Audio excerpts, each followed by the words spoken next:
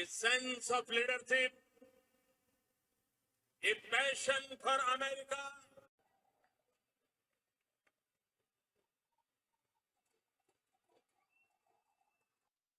विश्व की सबसे शक्तिशाली कुर्सी की लड़ाई आज नतीजों में परिवर्तित होते हुए दिखाई दी। साथियों नमस्कार, आप देख रहे हैं स्टॉक प्रॉफिट इंडिया। आप चैनल में पहली बार आए हैं तो चैनल को सब्सक्राइब करें। साथ में वीडियो पसंद आए तो वीडियो को अंत में लाइक ज़रूर करें। आज विश्व के सबसे शक्तिशाली देश अमेरिका के राष्ट्रपति के रूप में डोनाल्ड ट्रंप का चयन हो गया है कि ट्रंप के जीतने से भारतीय बाज़ारों में क्या असर दिखाई दे सकता है और हमें किस सेक्टर में, किन स्टॉक में अपनी नज़र रखनी चाहिए। इस वीडियो क्लिप को दिखाने का मतलब सिर्फ यही है कि हम आपको 2020 में ले जाना चाहते हैं। इस क्लिप से हमें ये भी चीज़ पता चलती है कि हमारे जो रिश्ते ट्रंप के साथ थे, ख़ासतौर से हम ये कहें कि हमारी वर्तमान सरकार के जो रिश्ते ट्रंप के साथ हैं, वो डेमोक्रेटिक पार्टी के जो अभी प्रेसिडेंट थे जो बाइडेन, उनके साथ नहीं बने। 2020 से पहले जो भी हमारे और अमेरिका के बीच में डील हुई थी, उन डील्स में बाइडेन के आने से लगभग एक विराम लग गया था और इन सालों में 2020 के बाद और 2024 तक लगभग कोई बड़ी डील अमेरिका के साथ नहीं हुई। तो इसको हम किस नज़रिए से देखें, वो आज हम इस वीडियो में बताने की कोशिश कर रहे हैं। हमारे द्वारा लिए गए किसी भी स्टॉक्स, किसी भी सेक्टर की कोई भी रिकमेंडेशन बाय या सेल की नहीं है। तो ये हमें कहीं ना कहीं दर्शाता है कि इन दोनों के बीच में एक मित्रता दिखाई दे रही है और ये मित्रता हो सकता है आगे भी दिखाई दे। उसके पीछे का कारण ये है कि अभी पिछले कई डिबेटों में ट्रंप द्वारा ये कहा गया है कि यदि हम जीत के आते हैं तो हम कॉरपोरेट टैक्स को कम करने की पूरी कोशिश करेंगे। लाइफ टाइम हाई पे, नैस्डैक लाइफ टाइम हाई पे, और अमेरिका में जो लिस्टेड कंपनियां हैं, खासतौर से हम बात करें टेस्ला की, टेस्ला भी लगभग 20% का उछाल टेस्ला में दिखाई दिया। ट्रंप के जो भी बिजनेस हैं, जो भी लिस्टेड कंपनियां हैं, उनमें एक भारी उछाल दिखाई दिया, जिसके कारण आज अमेरिकी मार्केट एक लाइफ टाइम हाई पे ट्रेड कर रहे हैं। आज 3.17% की तेज़ी आपको दिखाई दे रही है। वहीं नेस्डेक की बात करें तो नेस्डेक में 2.39% की तेज़ी है, जो कि पिछले काफ़ी सालों की एक रिकॉर्ड वनडे की तेज़ी के रूप में निकल के आई है। तो आज हम समझने की कोशिश करते हैं कि आज जो तेज़ी देखी गई है 270 पॉइंट की निफ्टी 50 में, उसके पीछे का कारण कहीं ना कहीं राष्ट्रपति का चुनाव, अमेरिका के राष्ट्रपति का चुनाव है। तो इस चुनाव में जब ट्रंप जीत चुके हैं तो हम यहाँ पे ये समझेंगे कि हमें किस सेक्टर में ध्यान देना चाहिए और किन स्टॉक्स में ध्यान देना चाहिए। तो उसके पहले हम बात कर लेते हैं FIDI एक्टिविटी की। आज लगातार फिर से FI ने बिकवाली की है, जो कि 4445 करोड़ की है। वहीं DI की तरफ से 4889 करोड़ की खरीदारी की गई है। तो आज मार्केट में फिर भी आपको एक बड़ी तेज़ी दिखाई दी, लेकिन हमारी आंखें सिर्फ ये देखने के लिए तरस रही हैं कि ये जो FI की बिकवाली है ये कब बंद होगी। ये जब बंद होगी तो आपको भारतीय बाजार में 27,000 का लेवल भी देखने को मिलेगा और एक वो रैली देखने को मिलेगी जो कि आपने अनुमान भी नहीं किया होगा। तो इसमें जो सबसे बड़ी बात है वो डोनाल्ड ट्रंप ने जो कई बार डिबेट में कही है कि हम चाइना के लिए एक चाइना +1 की नीति अपनाएंगे। तो वो चाइना +1 के लिए यदि कोई उपयुक्त देश है तो वो है सिर्फ भारत। यदि चाइना को कहीं ना कहीं से कमज़ोर करना है तो भारत के अलावा एशिया में और शायद कोई देश नहीं हो सकता। ट्रंप के नज़रिए से ये भारतीय बाजार के लिए बहुत अच्छी चीज़ है। यहाँ पे यदि इंडस्ट्री आती हैं, यहाँ पे निवेश आता है चाइना को कमज़ोर करने के लिए, तो ये हमारे निवेश के लिए बहुत अच्छी चीज़ होगी। हमारे बाज़ार में रैली देखने को मिलेगी। अब किन स्टॉक्स में तेज़ी हो सकती है, किस सेक्टर में हो सकती है? केएनएस टेक्नोलॉजी अपने लाइफ टाइम हाई पे ट्रेड कर रहा है। वहीं पे डेक्सन की बात करें तो ये भी लाइफ टाइम हाई पे चल रहा है। और आज इंडेक्स की बात करें तो आज रिकॉर्ड तेज़ी देखने को मिली है, वो आईटी सेक्टर में मिली है। तो आईटी सेक्टर में तेज़ी का कारण क्या रहा, उसको हम बताने की कोशिश कर रहे हैं। एक्चुअली ट्रंप और जो भारतीय रिश्ते हैं उनमें कहीं ना कहीं आईटी बहुत बड़ा रोल प्ले करती है। हमारी ज़्यादातर कंपनियां डॉलर के रूप में वहाँ से एक रेवेन्यू जनरेट करती हैं और ज़्यादातर हमारी आईटी सर्विस वो अमेरिका में है। तो यदि वहाँ पे कॉरपोरेट टैक्स में कमी की जाती है, जो कि ट्रंप ने बार बार अपनी रैलियों में कहा है, तो उसका फ़ायदा कहीं ना कहीं हमारी भारतीय आईटी कंपनियों को पहुँचेगा।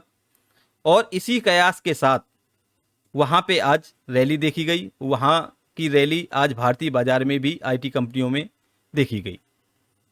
तो इसमें आपको आईटी सेक्टर में विशेष ध्यान रखना है।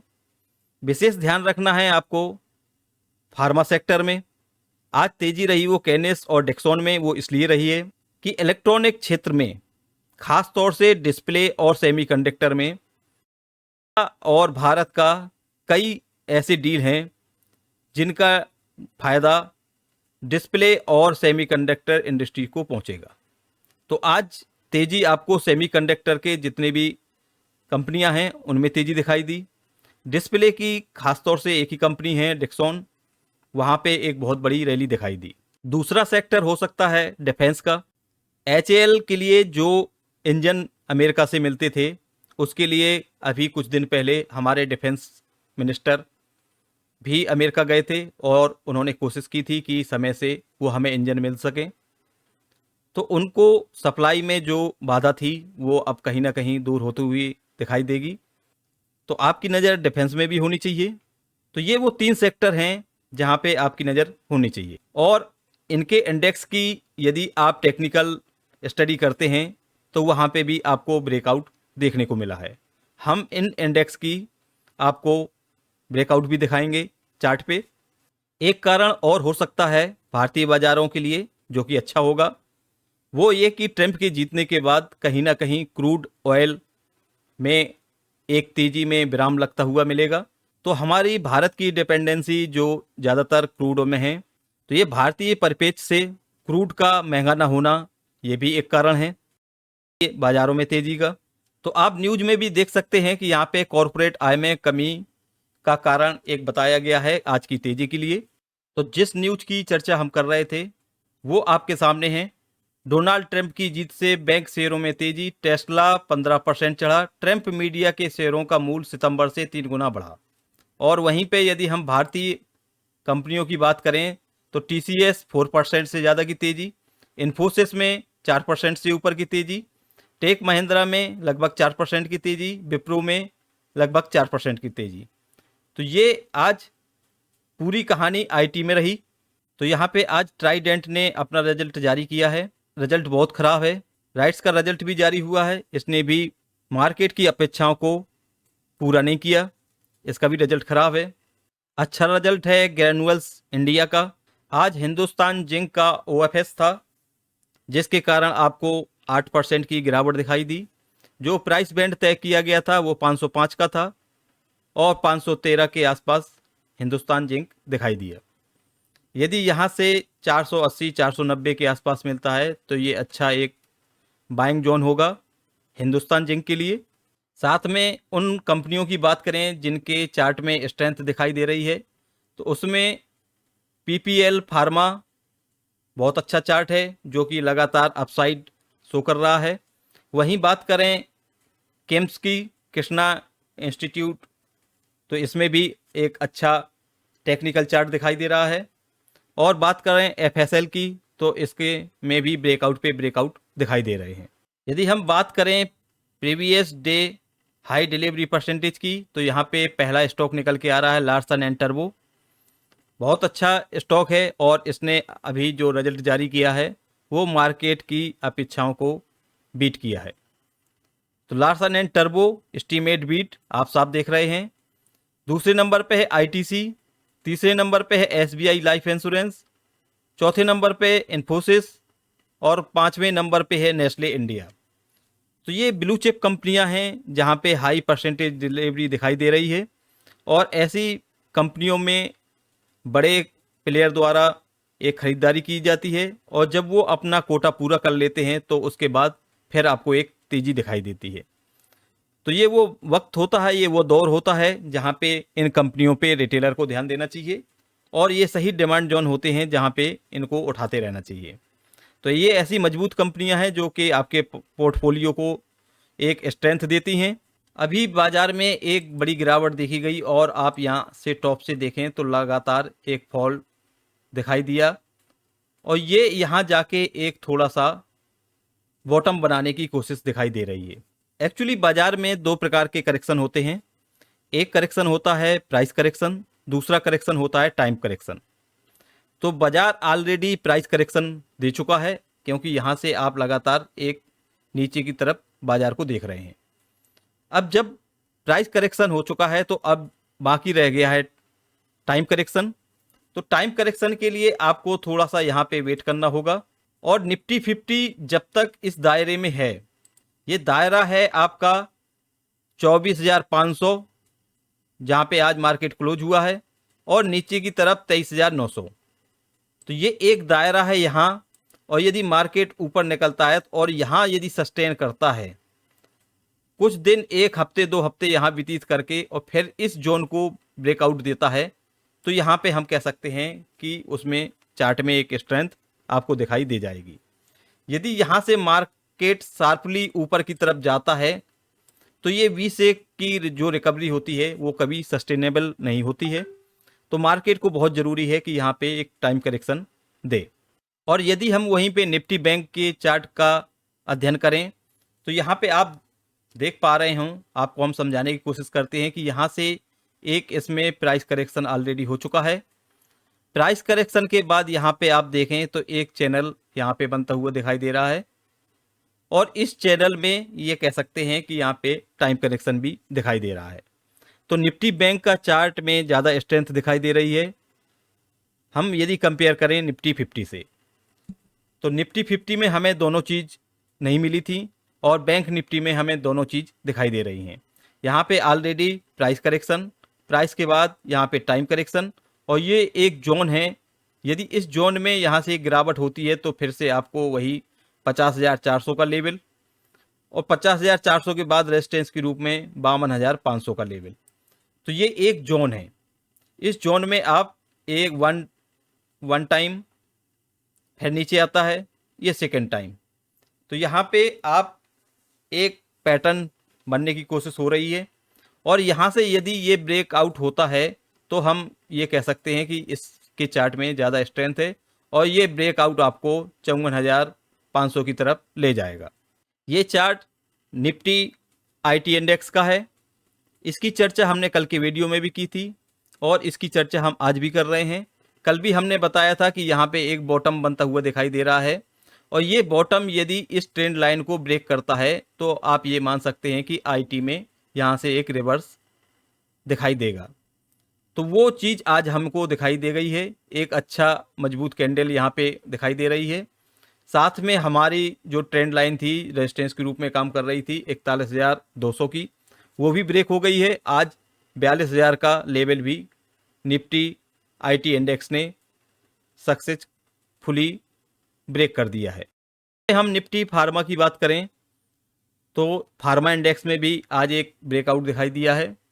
ये एक डाउन ट्रेंड में चल रहा था और आपने देखा कि इसने अपनी ट्रेंड लाइन को आज क्रॉस कर दिया है, लेकिन यहाँ पे जो कैंडल है वो थोड़ी सी आईटी से कमज़ोर है। यदि यहाँ पे ये सस्टेन करता है तो आप फार्मा में एक अपसाइड और देख सकते हैं। वहीं पे ब्रेकआउट हुआ है मेटल इंडेक्स में भी। मेटल इंडेक्स का चार्ट आपके सामने है और जो इसकी ये ट्रेंड लाइन थी जिसका रेजिस्टेंस बार बार ले रहा था मेटल इंडेक्स, वो रेजिस्टेंस आज सक्सेसफुली ब्रेक हो गया है। तो यहाँ से जो एक डाउन ट्रेंड था, उस डाउन ट्रेंड का एंड आज दिखाई दिया है। यदि यहाँ पे ये सस्टेन करता है तो फिर यहाँ पे मेटल में भी आप एक तेजी देख पाएंगे। वहीं कुछ स्टॉक्स की बात करें जिन्होंने लाइफ टाइम हाई को ब्रेक किया है, जहाँ पे फ्रेश ब्रेकआउट आज देखने को मिले हैं, तो उसमें है हेरानबा इंडस्ट्री। आज इसमें एक फ्रेश ब्रेकआउट देखने को मिला है, इसने लाइफ टाइम हाई को ब्रेक किया है और यहाँ से यदि इसमें जो पहली रेजिस्टेंस दिखाई दे रही है वो 570 से 600 के लगभग रेजिस्टेंस दिखाई देगी। और यदि ये अपनी ट्रेंड लाइन को, जो लगभग 600 के पास है, यदि इसको ब्रेक करता है तो यहाँ से आपको एक अपसाइड और देखने को मिल सकती है। एक और स्टॉक है जहाँ पे आप स्टडी कर सकते हैं, जो डाउन ट्रेंड चल रहा था और यहाँ से एक अपसाइड की संभावनाएं बन सकती हैं, बजाज हेल्थ केयर। तो 390 रुपये इसका ब्रेकआउट का लेवल होगा और यदि 390 ब्रेक करता है तो आप 430 का लेवल देख पाएंगे। एक स्टॉक और जहाँ पे आपको स्टडी करने की ज़रूरत है वो है एंटोनी वेस्ट। एंटोनी वेस्ट ने आज ब्रेकआउट दिया है, जो इसका ब्रेकआउट था लेवल वो 830 का था, तो 830 के ऊपर आज इसने क्लोजिंग दी है। तो ये एक ऐसे स्टॉक थे जहाँ पे आपको स्टडी करनी चाहिए। साथ में केनेस टेक्नोलॉजी आपको स्टडी करना चाहिए, साथ में कैनफिन होम स्टडी करने लायक स्टॉक है, विप्रो स्टडी करने लायक स्टॉक है। तो वो कुछ ऐसे स्टॉक हैं जहाँ पे आपको स्टडी करनी चाहिए। तो ये था आज का हमारा वीडियो। मिलते हैं नेक्स्ट वीडियो में न्यू इन्फॉर्मेशन के साथ। तब तक के लिए बाय बाय, टेक केयर।